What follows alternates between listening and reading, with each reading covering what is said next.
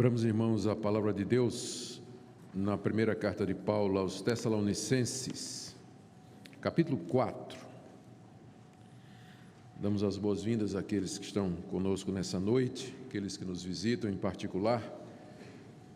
Sejam bem-vindos, que Deus fale aos seus corações e aos nossos durante o culto dessa noite. Vamos ler do verso 1 até o verso 18. Lembrando a todos que eu estou usando a nova Almeida atualizada, a versão. Finalmente, irmãos, pedimos a vocês e os exortamos no Senhor Jesus, que assim como aprenderam de nós a maneira como devem viver e agradar a Deus, e efetivamente o estão fazendo, vocês continuem progredindo cada vez mais. Porque vocês sabem quantas instruções demos a vocês da parte do Senhor Jesus. Pois a vontade de Deus é a santificação de vocês, que se abstenham da imoralidade sexual. Que cada um de vocês saiba controlar o seu próprio corpo em santificação e honra, não com desejos imorais como os gentios que não conhecem a Deus. E que nessa matéria ninguém ofenda nem defraude seu irmão, porque contra todas estas coisas, como já antes avisamos e testificamos, o Senhor é o vingador. Pois Deus não nos chamou para a impureza, e sim para a santificação. Portanto, quem rejeita estas coisas não rejeita uma pessoa, mas rejeita Deus, que também dá o seu Espírito Santo a vocês. Quanto ao amor fraternal, não há necessidade de que eu lhes escreva, porque vocês mesmos estão instruídos, ou foram instruídos por Deus a amar uns aos outros. E, na verdade, vocês já estão fazendo isso em relação a todos os irmãos em toda a Macedônia. Porém, irmãos, exortamos vocês a que progridam cada vez mais e se empenhem por viver tranquilamente, cuidar do que é de vocês e trabalhar com as próprias mãos, como ordenamos, para que vocês vivam com dignidade à vista dos de fora e não venham a precisar de nada. Irmãos, não queremos que vocês ignorem a verdade a respeito dos que dormem, para que não fiquem tristes como os demais que não têm esperança. Pois se cremos que Jesus morreu e ressuscitou, assim também Deus, mediante Jesus, trará na companhia dele os que dormem. E pela palavra do Senhor ainda lhes declaramos o seguinte: nós, os vivos, os que ficarmos até a vinda do Senhor, de modo nenhum precederemos os que já morreram. Porque o Senhor mesmo, dada a sua palavra de ordem, ouvida a voz do arcanjo e ressoada a trombeta de Deus, descerá dos céus, e os mortos em Cristo ressuscitarão primeiro. Depois nós, os vivos, os que ficarmos, seremos arrebatados juntamente com eles entre nuvens para o encontro com o Senhor nos ares, e assim estaremos para sempre com o Senhor. Portanto, consolem uns aos outros com essas palavras. Oremos. Pedimos, nosso Deus, a iluminação do Teu Espírito Santo para a compreensão destas palavras inspiradas do Teu servo o apóstolo Paulo. Que o Senhor nos conduza no texto, para que entendamos o seu significado e de que maneira ele se aplica a nós. Ilumina o nosso entendimento nessa noite, Senhor, e consola o nosso coração com Tua palavra. Em nome de Jesus. Amém.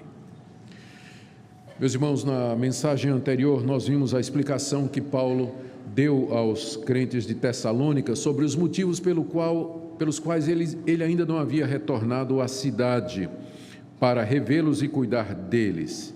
A razão é que Satanás havia barrado o caminho para que Paulo não regressasse. Nós vimos isso no capítulo 2, 17 a 20.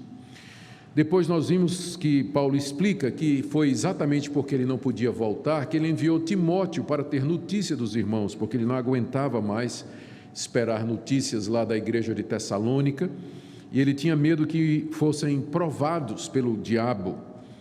É o que Paulo nos diz aí no capítulo 3, de 1 a 5. Depois Paulo se encontra com Timóteo, que traz boas notícias lá da igreja dos Tessalonicenses. E Paulo registra essas boas notícias no capítulo 3, de 6 a 10. E em seguida ora por eles, restante do capítulo 3, versos de 10 a 13. Aqui no capítulo 4, Paulo trata de 3 assuntos que provavelmente foram trazidos por Timóteo depois que ele chega da igreja de Tessalônica. Vocês se recordam que Paulo fundou a igreja, está no livro de Atos, capítulo 17, e depois de umas poucas semanas, Paulo tem que fugir da cidade para não ser morto por uma turba, por uma multidão que desejava prendê-lo e trazê-lo à morte diante das autoridades. Depois, Paulo tenta voltar para ajudar aquela igreja de novos convertidos, para fortificar e terminar o ensino de discipulado, mas é impedido de voltar. Paulo diz que foi o diabo que impediu que ele voltasse. Então, preocupado, ele mandou Timóteo ter notícias dos irmãos, e Timóteo vem trazendo boas notícias, e é quando Paulo escreve essa carta, com o objetivo de dar graças a Deus pela boa situação dos irmãos. Eles continuavam firmes na fé, apesar de toda a perseguição, de toda a dificuldade. Ele escreve também para explicar por que é que ele não tinha voltado ainda, porque alguém poderia questionar as motivações dele. E ele escreve para responder alguns questionamentos ou tratar de alguns temas que Timóteo informou a Paulo precisavam ser tratados. Lembrem que o discipulado na igreja de Tessalônica foi interrompido por conta daquela perseguição. Ficou muita coisa para ser dita. E Paulo agora tenta compensar com a carta, terminar o discipulado daquela igreja através dessa carta que ele escreve. Os 3 assuntos que nós temos aqui no capítulo 4 são: primeiro, a imoralidade sexual, verso 1 a 8, provavelmente Timóteo informou a Paulo que era preciso reforçar o que Paulo já tinha dito sobre a necessidade de pureza sexual devido ao ambiente da cidade. O segundo assunto é sobre o amor fraternal e ajuda aos necessitados, que Paulo trata do verso 9 até o verso 2, e o terceiro assunto começa no capítulo 4, verso 13, e entra pelo capítulo 5, que nós veremos no próximo domingo. É a respeito da vinda de Cristo. E os tessalonicenses têm 2 questionamentos, ou precisam ser orientados em 2 coisas. O que é que vai acontecer com aqueles que já morreram quando Cristo voltar? E segundo, quando Cristo vai voltar? Já está próximo? Isso Paulo responde no capítulo 5, que nós veremos domingo que vem. Então, hoje à noite nós vamos tratar desses 3 pontos que estão no capítulo 4. Eles parecem ser um pouco divergentes, mas na verdade não são. A questão da imoralidade sexual e da prática do amor fraternal tem a ver com nossa vida aqui nesse mundo como cristãos, que terminará com a vinda do Senhor Jesus. Então, está tudo dentro, há uma sequência lógica aqui na maneira como Paulo tratou essas questões. Queira Deus nos guiar, irmãos, no estudo desse capítulo tão precioso, para que nós todos sejamos instruídos a respeito desses 3 assuntos. Então, o primeiro assunto é a questão da pureza sexual. Está aí no verso 1 até o verso 8. Como eu disse, Timóteo deve ter informado a Paulo que era preciso um reforço naquilo que Paulo já tinha ensinado durante as poucas semanas que esteve lá, a respeito da necessidade deles viverem uma vida santa no que diz respeito à sexualidade. Esse ensino é muito importante, ou era muito importante, porque o mundo grego daquela época era um mundo que não incentivava a pureza. O adultério, um homem casado ter amantes, era extremamente tolerado pela sociedade. Pessoas que viviam na prática da prostituição era muito comum. Havia até uma relação entre prostituição e algumas religiões que eram praticadas no ambiente do mundo greco-romano. A prática da pedofilia, de homens tomarem garotos e introduzi-los à vida adulta através da sodomia, também era muito conhecido naquela época. Então o ambiente era um ambiente carregado, imoralmente falando. E os cristãos precisavam ser orientados a respeito de como eles deveriam se comportar num mundo que não respeitava a família, não respeitava os valores morais e que valorizava o prazer, o erotismo e toda sorte de depravação. Então, o apóstolo Paulo aqui traz a seguinte orientação do verso 1 até o verso 8 a respeito do assunto. Ele começa dizendo que já havia dado instruções, quando esteve lá, aos Tessalonicenses, de que maneira eles deveriam viver e agradar a Deus. Verso 1, finalmente, irmãos, o finalmente aqui não está introduzindo o final da carta, mas está dizendo que ele entrou na parte final da carta, quando ele vai tratar desses assuntos, e logo em seguida ele vai terminar. Finalmente, irmãos, nós pedimos a vocês e os exortamos no Senhor Jesus, que assim como aprenderam de nós durante aqueles dias que Paulo esteve lá, aprenderam de nós a maneira como vocês devem viver e agradar a Deus, e efetivamente vocês estão fazendo, que vocês continuem progredindo cada vez mais. Paulo estava consciente, tinha tomado conhecimento através de Timóteo de que eles estavam praticando, eles estavam se separando da prática da imoralidade, mas era necessário que eles continuassem a fazer isso. E no verso 2, então, Paulo pede e exorta em nome de Jesus que eles continuem a progredir nesse assunto, porque vocês sabem quantas instruções demos a vocês da parte do Senhor Jesus Cristo. Quando eu estava aí, diz o apóstolo Paulo, eu dei muitas instruções a vocês a respeito desse assunto de pureza sexual. A palavra instrução aqui é uma palavra tirada do vocabulário militar, significa praticamente ordem, é uma instrução com efeito normativo, com autoridade, não é? Paulo, como apóstolo de Jesus Cristo, ele podia dizer isso. Então, quando ele esteve lá, ele já tinha dito para aqueles novos cristãos como eles deveriam viver em termos da sua sexualidade com relação a Deus. E agora o que Paulo pede, final do verso 1, é que eles continuem progredindo cada vez mais, que eles continuassem que continuassem a seguir as instruções que Paulo havia dado. Em seguida, Paulo especifica a que instrução, já que ele deu muitas, não é? A que instrução em particular ele se refere, quando ele diz aí no verso 3, porque a vontade de Deus é a santificação de vocês. Essa foi uma das instruções que Paulo tinha dito. Quando ele fala a vontade de Deus, nós temos que fazer aqui uma distinção. A vontade de Deus na Bíblia, ela pode ser interpretada, ou ela significa duas coisas.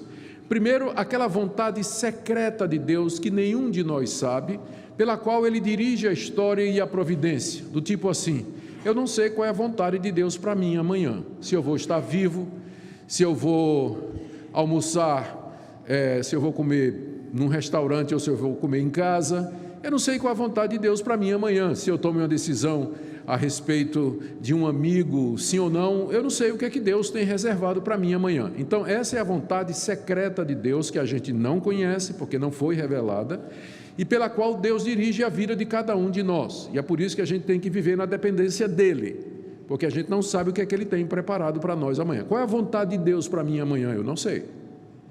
Não sei o que é que vai acontecer comigo amanhã. Mas a vontade de Deus na Bíblia também se refere àquilo que Deus já disse na Bíblia, que é a vontade dEle, e que você não precisa perguntar, e que também não é secreta, como por exemplo isso aqui, essa é a vontade de Deus, a santificação de vocês. Então isso não é secreto, não é misterioso e não está oculto, isso é público, é declarado. A vontade de Deus para os seus filhos é que eles sejam santos, que eles vivam uma vida santa, pura no mundo. Você não precisa perguntar a Deus nesse sentido, dizer, Deus, eu estou aqui com a dúvida, eu vou para a cama com minha namorada, sim ou não?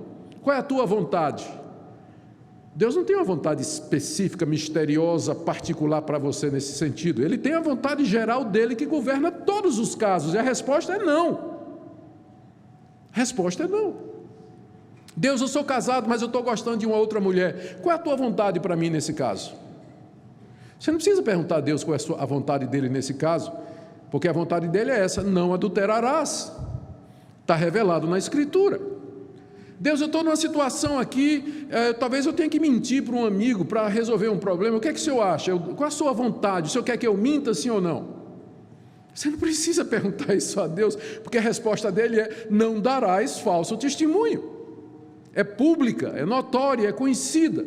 Então, quando Paulo diz aqui para os Tessalonicenses, esta é a vontade de Deus, a vossa santificação, não é que Deus para os Tessalonicenses tinha aquela vontade e que para outra igreja ou para outras pessoas ele tinha outra vontade. Não, a vontade dele aqui é a vontade geral dele, pública, conhecida e que vale para todos os cristãos e que está na Bíblia do começo ao fim, que nós sejamos santos. E Paulo então especifica em termos práticos, o que é que ele quer dizer com isso? A vontade de Deus é que vocês sejam santos. Ele traz 3 pontos aqui. O primeiro está no final do verso 3, quando ele diz, Essa é a vontade de Deus, a santificação de vocês. Primeiro, que vocês se abstenham da imoralidade sexual. A palavra que ele usa aqui para imoralidade sexual, que foi traduzida em Almeida como sendo prostituição, é a palavra grega porneia, que é uma palavra muito ampla.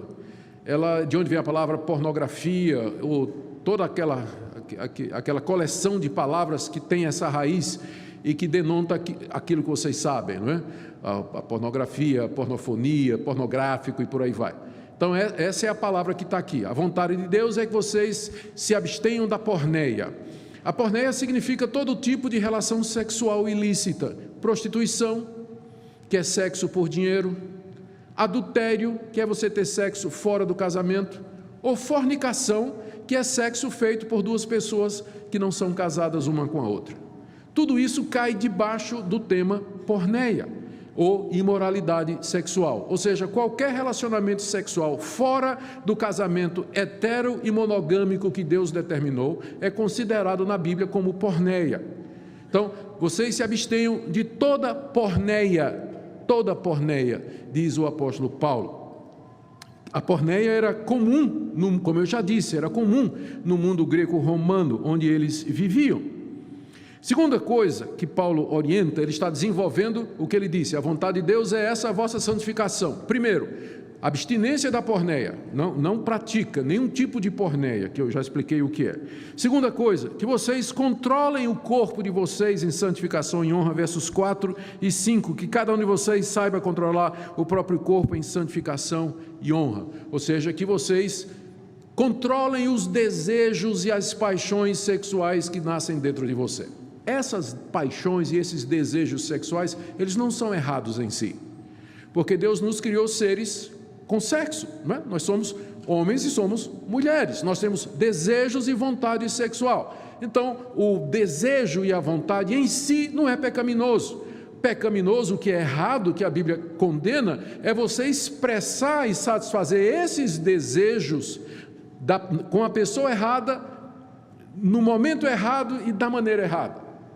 É isso que a Bíblia proíbe, mas o desejo em si, a vontade, o fato de que nós temos desejos nessa área, isso não é absolutamente condenado pela Escritura, mas a expressão, como nós cumprimos ou como nós satisfazemos esses desejos. Então, nós temos que controlar o nosso corpo, os desejos físicos, diz o apóstolo Paulo, mantendo o nosso corpo, ou tendo o nosso corpo em santidade e honra. E ele diz no verso 5, não com desejos imorais como os pagãos. Os pagãos eram aqueles que não conheciam a Deus, e eles vivem para os seus desejos imorais, eles não têm limites, eles não conhecem a Deus. Eles não sabem que há um Deus que no início criou a humanidade, um homem e uma mulher, os ajuntou e disse até que a morte os separe. Os pagãos não têm esse conhecimento. Os deuses pagãos, se você conhece um pouco da mitologia grega, você vai lembrar que os deuses dos gregos e dos romanos eram deuses imorais. Zeus, considerado o chefe do Olimpo grego, era um deus que de vez em quando tomava a forma humana e descia para transar com as mulheres aqui nesse mundo. E os filhos dessas transações imorais de Zeus eram os semideuses, como, por exemplo, o mais famoso é Hércules, Hércules, Teseu, e tinha vários outros que eram fruto dessas escapadas do Zeus lá do Olimpo, quando ele descia para se misturar aqui com as mulheres. Esses eram os deuses dos pagãos. Ora, se os deuses eram assim, imagina os seguidores. Eles não conhecem a Deus, por isso eles vivem nessas paixões, diz o apóstolo Paulo. Mas vocês conhecem a Deus, vocês conhecem o Deus único e verdadeiro, e vocês sabem que Ele não nos fez para estas coisas. A terceira orientação do apóstolo Paulo com relação à santidade, que é a vontade de Deus, está no verso 6, quando ele diz: e que nessa matéria ninguém ofenda nem defraude o seu irmão.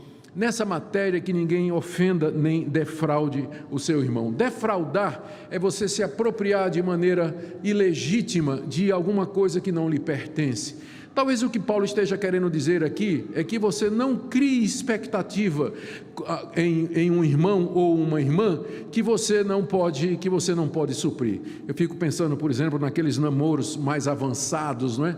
Em que as mãos percorrem o céu e a terra, despertando os desejos e a vontade, e preparando para o ato sexual. Tem namoro que só falta mesmo ter relação sexual, porque o ato preparatório é feito completamente.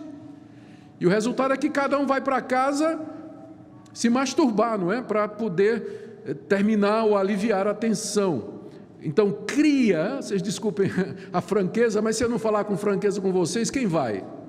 Não é? Quem vai? E aí o resultado é exatamente esse. Então a ideia é não criar expectativa que você não vai poder satisfazer da maneira correta. Está abrasado, não aguenta viver? Casa. Hoje em dia o pessoal espera até os 30 anos de idade formar-se, fazer um mestrado, ter uma casa, ter um salário bom para poder casar. Quando eu casei eu tinha uma motocicleta Honda, 125 cilindradas, eu e a Minca, era só o que a gente tinha. E você sabe que namoro que demora demais, não é? Fica complicado. Vai demorando. Aí vem, Senhor, tu compreendes, tu sabes, não é? Não compreendo nada, não sei de nada. A minha vontade é a santificação, não tem desculpa não. Então que nessa matéria ninguém ofenda ou defraude seu irmão. E Paulo dá 4 razões em seguida. A primeira delas está aí no próprio verso 6, quando ele diz que Deus é vingador destas coisas. Deus leva a sério a pureza do seu povo, e Ele vinga estas coisas, Ele toma juízo, Ele executa juízo sobre aqueles que o desafiam e vivem uma vida de imoralidade. É claro que se nós que praticamos imoralidade erramos e fizemos o que não devíamos, se nós nos arrependermos sinceramente, pararmos de fazer o que fizemos errado e nos aproximar de Deus, Ele é fiel e justo para nos perdoar os pecados e nos receber e nos purificar de toda injustiça. Mas os que insistem em viver na imoralidade, Deus é vingador dessas coisas. É o primeiro motivo de Paulo. Segundo, está no verso 7, Paulo diz assim: porque Deus não nos chamou para a imoralidade, mas Deus nos chamou para a santificação. O chamado aqui é o chamado evangélico, é o chamado do Evangelho, aquele chamado que o Espírito Santo realiza em nosso coração pela pregação da palavra, pelo qual Deus nos chama a si e nos faz seus filhos. Deus, quando nos chamou, não foi somente para perdoar os nossos pecados, mas para que nós vivêssemos uma vida livres do domínio do pecado. Deus não nos chamou para viver uma vida de imoralidade. A vocação cristã não é uma desculpa para vivermos uma imoralidade, como alguns acham. Pelo fato de que Deus é bom, Deus perdoa, Deus mandou seu Filho morrer por nós, eles acham que isso é uma desculpa para viver em todo tipo de licenciosidade, mas não é. Deus nos chamou para a santificação e não para a imoralidade. Terceira razão que Paulo dá aqui, pela qual nós devíamos nos abster da imoralidade, nos termos que já foi dito, é que rejeitar isso é rejeitar o próprio Deus. Veja o que Paulo diz aqui no verso 8: quem rejeita estas coisas que ele acabou de dizer, não rejeita uma pessoa. Ou seja, se vocês estão rejeitando isso, diz o apóstolo Paulo, vocês não estão rejeitando uma pessoa, não estão rejeitando a mim, porque isso aqui não é a opinião minha, final do verso 8, mas vocês estão rejeitando a Deus. Paulo estava consciente de que aquilo que ele está escrevendo era a palavra de Deus. Por isso, rejeitar o que Paulo está dizendo aqui, não é rejeitar esse judeu, ex-fariseu, que escreveu um código de ética moralista e absurdo, mas é rejeitar a vontade do próprio Deus que falou através dele. A última razão que Paulo nos dá para vivermos uma vida santa está no verso 8, final do verso 8. Ele diz que esse Deus nos dá o seu Espírito Santo. Porque alguém pode olhar para isso aqui e dizer: pastor, quem é que consegue obedecer isso? Sério, pastor, o senhor está vivendo na Lua, em Marte, em outro planeta? Como é que o senhor acha que um cristão, especialmente um jovem cristão de 30 anos, 25 anos, não é que você acha que ele vai viver uma vida pura no mundo que nós vivemos? Eu acho. Eu vivi uma vida imoral até os 22 anos de idade, com prostitutas, doença venérea, vocês imaginarem, não gosto nem de falar disso. Aos 23 anos, Cristo me alcançou, mudou minha vida. 23 anos. Eu não era de jogar fora, um rapazão bonitão. 23 anos, acostumado a ter sexo toda semana. A próxima vez que eu fui ter, foram 5 anos depois, quando casei com a Minka. E durante todo esse período, Deus, pela sua graça, me preservou. É como se eu fosse casar virgem com ela. Se Deus pode fazer isso comigo, dos 23 anos de idade até os 28, quando os hormônios estão queimando, né, dentro de nós, fervilhando, o desejo, a paixão, é nessa idade mesmo que vai, por que não pode fazer isso com você? Você é diferente? Tem alguma desculpa? Ah, pastor, mas o senhor... Não fui eu. É isso aqui, ó. Deus nos dá o Espírito Santo. O fruto do Espírito é domínio próprio. O fruto do Espírito é domínio próprio. Não por mim, mas pelo Espírito Santo que habita em nós. Não por você, mas pelo Espírito Santo que habita em você. Você pode obedecer isso aqui.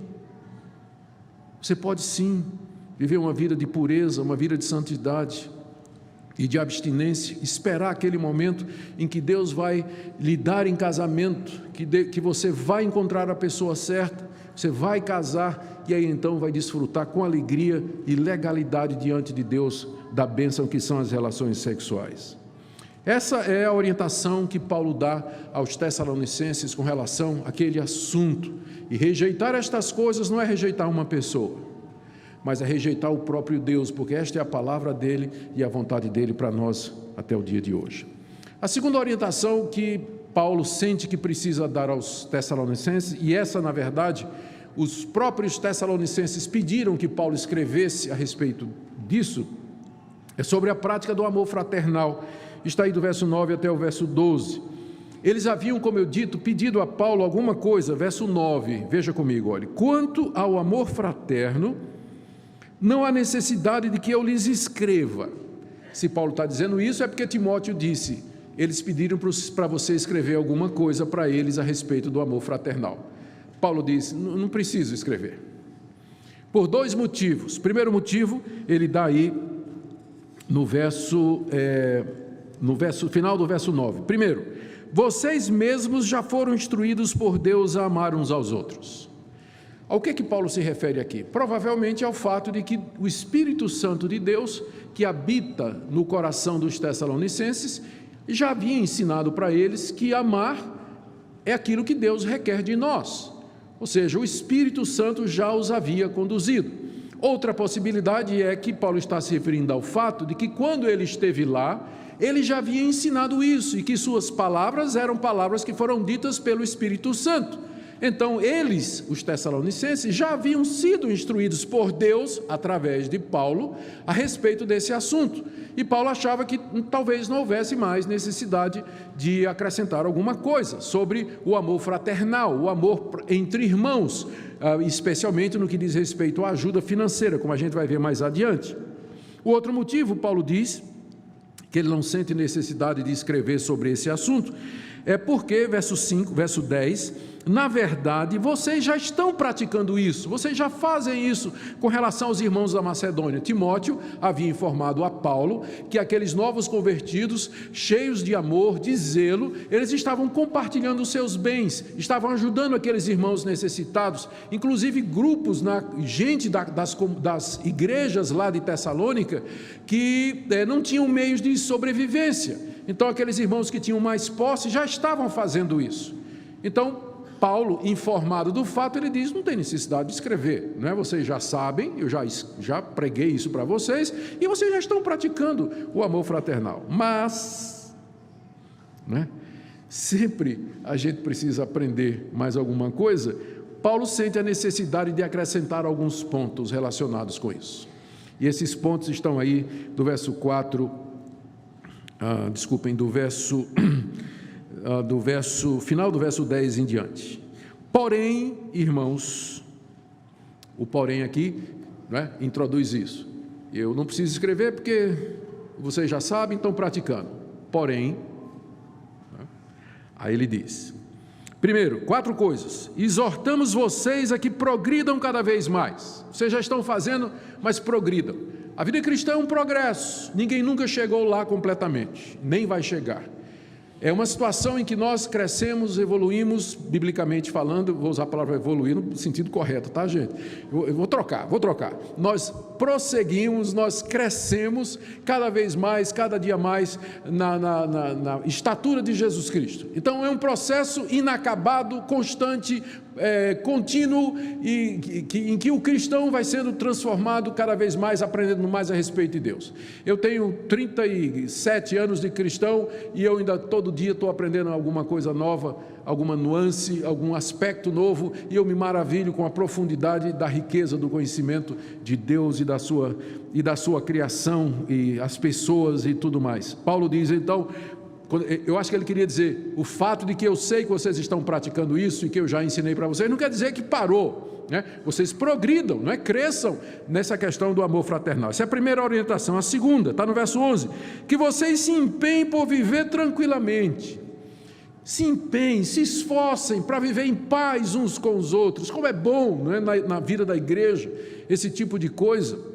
Vivam em paz, porque o amor fraternal inclui isso também, não é? Ter paz com os irmãos, viver em tranquilidade. Terceiro, cuidem do que é de vocês, ou seja, não se meta no negócio dos irmãos. Quer viver em paz na igreja? Não meta seu nariz nos negócios do outro irmão, não é?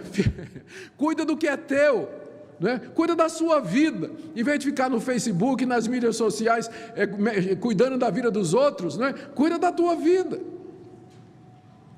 Cuidando do que é de vocês. Nós já falamos aqui em outra passagem, quando a gente pregou na 1 de Pedro, capítulo 4, quando Pedro diz assim, que ninguém sofra por se meter no negócio dos outros. Ratificado aqui pelo apóstolo Paulo. Quer viver em paz uns com os outros? Cada um cuide das suas coisas. A não ser que solicitado um conselho, uma orientação, você então fala, mas não se mete na vida dos outros, diz aqui o apóstolo Paulo. E por último ele diz, trabalhem com as próprias mãos como ordenamos. Quando Paulo esteve lá na igreja, ele já tinha dito para aqueles irmãos, olha, ganha o pão de cada dia trabalhando com suas próprias mãos. Coma do pão que você ganhou com o seu trabalho. Por quê? Verso 12, para que vocês vivam com dignidade à vista dos de fora e não venham a precisar de nada. Essa orientação pode parecer ter surgido do nada, mas ela não surgiu do nada. Parece que tinha um problema na igreja de Tessalônica. Vários daqueles tessalonicenses que se converteram a Cristo, entraram na igreja, eles continuaram desocupados, meio que preguiçosos, vadios, né, vagabundos, sem fazer nada. E aí se aproveitaram da generosidade dos crentes mais ricos, dos irmãos que tinham posses, que tinham condições. E aquilo no mundo grego daquela época era uma vergonha. Uma pessoa perfeitamente saudável, que tinha condição de estar ganhando o seu pão, viver à custa de outro, viver às custas de outro. E Paulo então dá essa orientação, que cada um de vocês trabalhe, ganhe o seu próprio pão, para não dar um mau testemunho para o mundo, e para que também nada falte a vocês. Eu digo que isso era uma coisa que parece recorrente, porque quando nós vamos na segunda carta que Paulo escreveu, essa é só a primeira carta que ele escreveu uma segunda carta. Quando ele escreveu a segunda carta para os Tessalonicenses, olha o que ele diz no capítulo 3, final. No verso 11, ele diz assim, eu ouvi que há entre vocês pessoas que vivem de forma desordenada, não trabalham, mas se intrometem na vida dos outros. Essas pessoas determinamos e exortamos no Senhor Jesus que trabalhando tranquilamente comam o seu próprio pão. Então parece que era um problema naquela igreja, a vadiagem, né? Gente desocupada que vivia às custas dos outros. Eu não quero ser injusto com pessoas que estão desempregadas, essa palavra não é para você que está desempregado, porque simplesmente você não consegue um emprego. Você tentou, você está lutando, está batalhando, está procurando, está se esforçando. Essa palavra é para aqueles que não querem trabalhar, que não gostam de trabalhar e que vivem à custa dos outros, se aproveitam da bondade dos outros e que são desonestos nesse sentido. A Bíblia chama isso de preguiça. É contra estes que o apóstolo Paulo está escrevendo aqui. E que testemunho ruim para o mundo é crente desse tipo, crente desse jeito. Por isso Paulo diz aqui, exorto vocês que vocês trabalhem, que vocês ganhem o seu pão com o dinheiro, com o trabalho de vocês, para que não dê motivo para que o mundo fale mal de nós. Este é o segundo ponto sobre o qual Paulo entendeu que deveria escrever. O primeiro ponto foi pureza sexual. O segundo ponto foi amor fraternal e trabalho. O terceiro ponto, e é o mais difícil aqui, é a situação dos mortos na vinda de Cristo, capítulo 4, de 13 a 18. Eu vou tentar rapidamente passar por esse ponto para não ser pesado aos irmãos. Verso 13 a 18. Timóteo havia informado ao apóstolo Paulo que os tessalonicenses, alguns, estavam tristes quanto a alguns crentes que haviam morrido. O que seria deles quando Jesus Cristo voltasse? Quando Paulo esteve lá em Tessalônica, ele falou a respeito da ressurreição de Cristo. Veja aí Atos 17, verso 3, onde diz que Paulo, pelas Escrituras, procurava convencer os tessalonicenses a respeito da morte e da ressurreição de Cristo. Então Paulo tinha ensinado sobre a ressurreição. Ele havia dito que quando Cristo voltasse, os crentes vivos iriam se encontrar com ele e ficar com ele para todo sempre. E provavelmente os tessalonicenses não entenderam direito o que deveria acontecer com aqueles crentes que já haviam morrido. E quem sabe mortes recentes na igreja ressaltaram essa preocupação. Então Paulo precisa responder a essa questão. Paulo, o que é que vai acontecer quando Cristo voltar? Com os vivos, com quem estiver vivo, e com os que estiverem mortos. Os que estiverem vivos, eles vão entrar na glória primeiro, e os irmãos que já estiverem mortos, o que vai ser deles quando Cristo voltar? Paulo não queria que eles continuassem ignorantes sobre o assunto e ficassem tristes. Verso 13, irmãos, não queremos que vocês ignorem a verdade a respeito dos que dormem, para que não fiquem tristes como os demais que não têm esperança. Os que dormem aqui são os que morreram. A Bíblia se refere aos crentes que morreram, muitas vezes usando essa metáfora do sono, para se referir ao corpo e não à alma. Por que que se refere à morte, o corpo, como sendo um sono? Porque vai ser despertado. Quando Cristo vier, os mortos, o corpo vai ressuscitar. Então, para nós, a morte é um sono nesse sentido, com relação ao corpo. Porque na hora da morte, nosso espírito continua vivo na presença de Deus, mas o nosso corpo como que dorme na cama que é a sepultura, aguardando o momento de acordar na ressurreição de Cristo Jesus. Ele diz, eu não quero que vocês fiquem tristes como aqueles que não têm esperança. Os gregos, eles não tinham esperança nenhuma. Olha o que é que Ésquilo, um autor grego famosíssimo, escreveu. Ele disse, não há ressurreição para quem já morreu. E num dos epitáfios, epitáfio é aquilo que se escreve no túmulo de alguém. Às vezes as palavras, as pessoas encontram coisas, escrevem coisas bonitas, não é? Por exemplo, no túmulo de um cristão, uma vez ele escreveu, eu não estou aqui. Eu quero que escrevam isso quando eu morrer, na minha tumba, né? Escrevam lá, eu não estou aqui. Quem está é o meu corpo morto, mas eu não estou aqui. Mas, por exemplo, olha uma inscrição grega num túmulo daquela época, dizia assim, quando o breve dia de nossa vida findar, entraremos no sono eterno da noite. Os gregos não tinham esperança da ressurreição, para eles a morte era o fim, começava a noite eterna, a escuridão, sem qualquer perspectiva. Por isso que aqueles tessalonicenses, que eram gregos, ao encontrar o Evangelho e a esperança da ressurreição, eles estavam preocupados com aqueles que já morreram, né? Na vinda de Cristo, o que é que vai acontecer? E Paulo diz, eu não quero que vocês sejam como os outros, que não têm esperança. Nós temos esperança, a morte não é o fim para nós, nós temos esperança. E então, ele passa a explicar o que é que vai acontecer.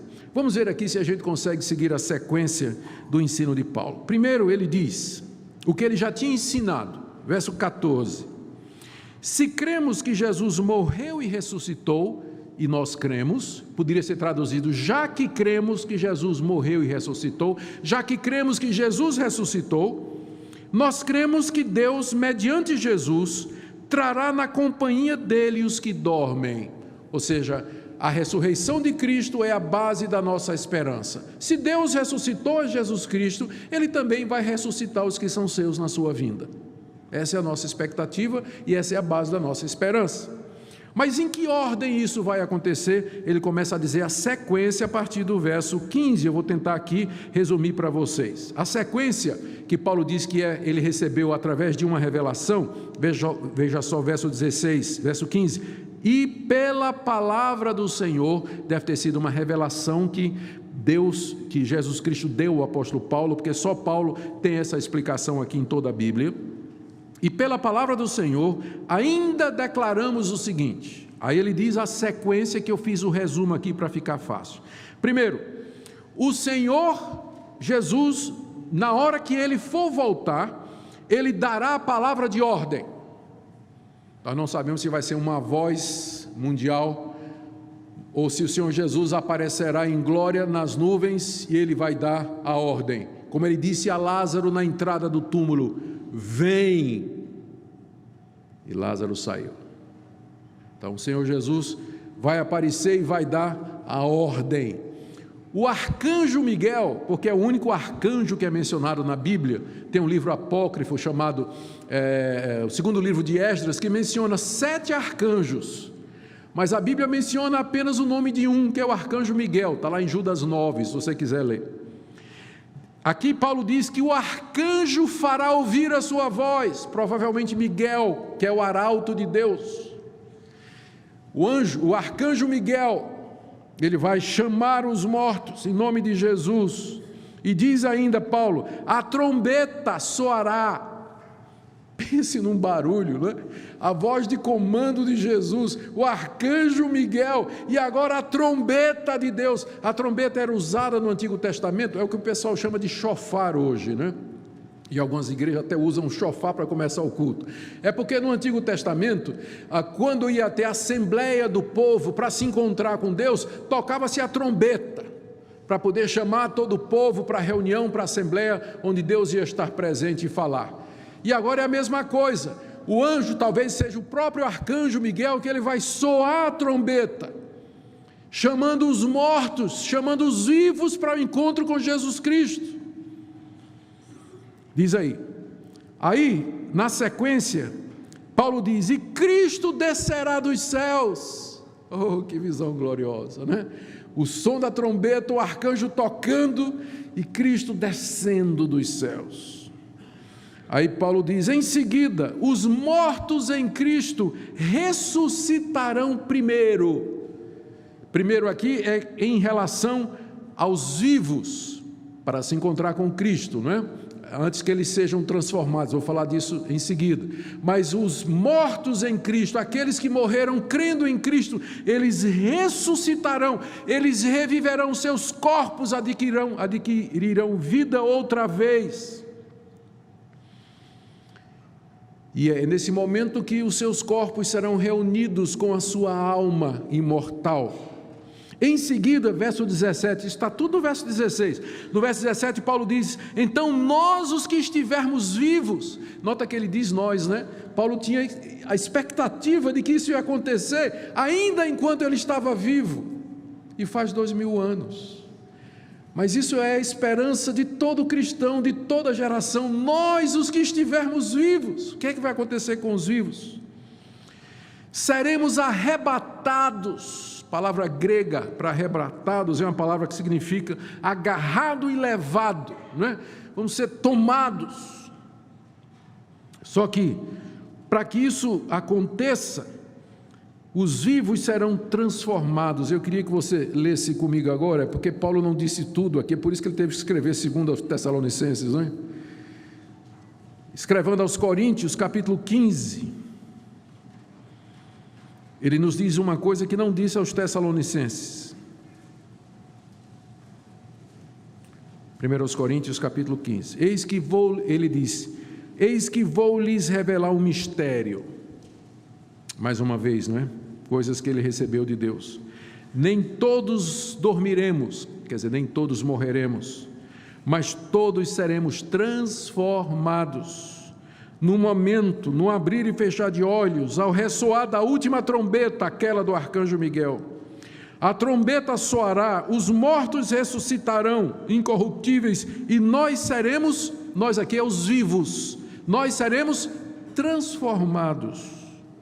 Porque é necessário que esse corpo corruptível se revista da incorruptibilidade e que o corpo mortal se revista da imortalidade. Isso ele não explicou aqui, voltando para Tessalônica, mas o que vai acontecer? A trombeta soa, Cristo desce, começa a descer dos ares, os mortos ressuscitam com o corpo glorioso, os vivos são transformados, porque do jeito que nós estamos, nós não podemos nos encontrar com o Cristo glorioso, não podemos entrar na glória e no reino de Deus com esse corpo mortal. Então, os vivos não passarão pela morte, mas eles serão transformados no abrir e fechar de olhos e terão um corpo glorioso e imortal. E aí sim, seremos arrebatados, diz Paulo, que nós subiremos entre nuvens para o encontro com o Senhor nos ares. A palavra que Paulo usa para encontro aqui, descrevia o que os habitantes de uma cidade faziam quando vinha uma autoridade visitar a cidade. Vamos dizer, o rei dizia, vou visitar a cidade tal. Aí, quando o rei ia chegando na cidade, saía uma comitiva festiva, tocando músicas e festas com rosas e flores, para receber aquela autoridade e conduzi-lo até a cidade, para o encontro com aquela autoridade. É a palavra que é usada aqui. Subiremos juntos nos ares para o encontro com o Senhor Jesus. E ele termina dizendo, consolem-se uns aos outros com essas palavras, porque não existe outra maneira de consolar quem está à beira da morte, quem perdeu um ente querido, quem já está entrando no fim da vida, no ocaso da vida. Não há outro consolo a não ser esse. Nós estaremos juntos outra vez. Nós haveremos de reviver não só a nossa alma, que é imortal, mas o nosso corpo transformado, glorificado, para estarmos para sempre com o Senhor Jesus. O que é que nós podemos aprender desse texto, irmãos, fechando aqui? Primeiro, que a vida cristã, como nós já vimos, é um crescimento contínuo, um aprendizado constante, um progresso firme em conhecer a Deus e viver de acordo com isso aqui nesse mundo. Segundo, que aqui nesse mundo nós temos que viver uma vida santa, uma vida reta, de amor e trabalho, dando exemplo para o mundo. E não porque é uma determinação, mas porque nós amamos a Deus e somos gratos a Deus por tudo que Deus fez. Terceiro, aprendemos que nossa esperança nesse mundo é a vinda do Senhor Jesus Cristo, quando o nosso sofrimento e nossa luta aqui nesse mundo haverão de terminar. Aprendemos também que quando Ele vier, o nosso encontro com Ele não será um evento silencioso, não será um evento secreto, mas público, barulhento.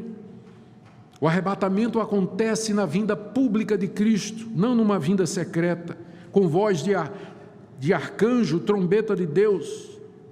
Aprendemos também que o nosso consolo diante da morte é somente esse, e nós não temos outro. Talvez você que é jovem não pensa muito nessas coisas. Você é jovem, bonito, tem saúde, talvez você não pense muito nessas coisas, mas os anos vão passar, eles vão chegar para você também. Um dia a doença vai bater na sua porta, um dia a morte vai chegar mais perto. À medida que os anos avançam, você percebe a chegada do fim da sua vida mais e mais. E a pergunta é: qual é o seu consolo? Àquela altura, suas propriedades não vão tirar o medo da morte do seu coração. O seu carro não vai tirar o anseio da morte do seu coração. Sua conta bancária, os seus amigos, o seu nome, tudo que você aprendeu, nada disso tira do homem o medo da morte e do desconhecido. Nós não somos como estes que não têm esperança, diz o apóstolo Paulo. Nós nos consolamos com a certeza da ressurreição dos mortos. Aqueles que se arrependeram dos seus pecados, creram em Jesus Cristo como seu único Senhor e Salvador, eles morrem bem. Eu já contei para vocês aqui uma vez uma experiência quando eu era pastor na igreja do Recife. Fomos fazer o sepultamento de um jovem que morreu de câncer aos 17 anos de idade. 17 anos de idade.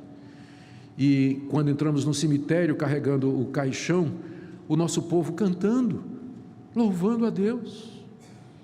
E ao lado ia um outro féretro, conduzindo um homem que havia morrido, cercado das filhas e da esposa, aos gritos, uivos. lamentações, choro.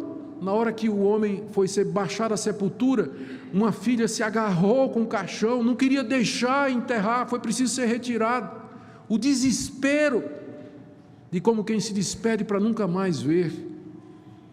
Nós não somos como os que não têm esperança, mas o nosso consolo é a ressurreição de Jesus Cristo dentre os mortos. Você tem essa esperança nessa noite?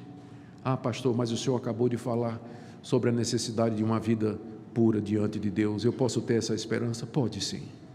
Você pode se arrepender dos seus pecados, você pode mudar de vida, chegar-se a Deus e dizer: Deus, eu sou um pecador, eu tenho feito o que não devia, eu sei que a tua vontade é a santificação, mas eu tenho feito o que não devia, perdoa-me, me recebe como pecador arrependido. E Deus está pronto a perdoar e receber você, de tal forma que naquele dia, quando Cristo voltar, com que alegria você vai se encontrar com Ele. Mas hoje, se você se encontrasse com Jesus, como você se encontraria? Culpado, sentindo-se sujo. Como é que você encontraria o Senhor? Mas você pode encontrá-lo com alegria, lavado pelo sangue dele, através do arrependimento e da confissão. Que Deus nos abençoe nessa noite, amada igreja, irmãos, amigos, que o consolo da vinda do Senhor alimente o nosso coração, nos estimulando a uma vida santa, uma vida reta diante dele. Oremos. Ó Deus, obrigado porque nós podemos ter esperança, não porque somos melhores do que outros, porque nós não somos, mas porque o Senhor nos deu a graça de nos arrepender e crer em Jesus, e sermos justificados pela fé e pela fé somente.